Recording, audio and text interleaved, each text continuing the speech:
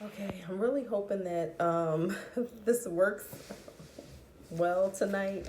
I've been kind of playing around with this for like 20 minutes or so. All right, so here goes. I just first want to say that I am totally in love with Bell Hooks.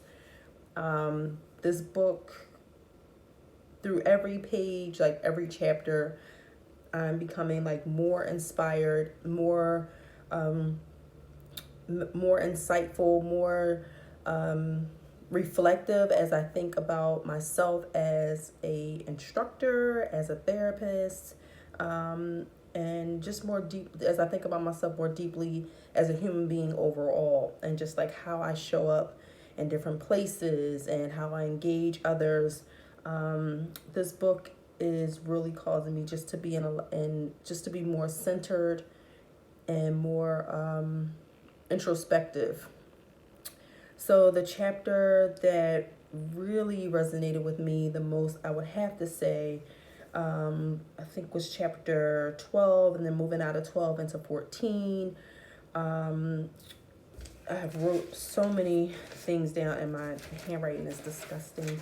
Um, but one of the main quotes that stood out to me on page 194, and I think that is chapter 14, is when she starts to quote an author, and she is referencing this author in regards to like self-actualization um, and that process of becoming more self-actualized, and how um, you know, myself as an instructor, as a professor, the more self-actualized we are, the better we will be for our students.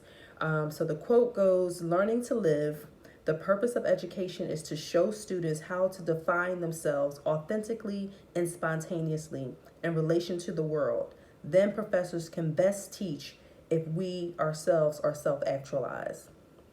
And that means so very, very much to me, because I can just relate to my own experiences as an elementary school student, as a middle school student, as a high school student, and moving through those different phases of academic development. I can point out many teachers who now, of course, I didn't realize it then, but now, with the awareness that I have and the level of insight that I have in my own self work and study with self actualization, and how we come to be human beings and how we come to be our best selves, I for sure know that there were many teachers who were acting out of their own insecurities, or acting out their own shortcomings or feeling of lack, how they brought that into the classroom, and how they kind of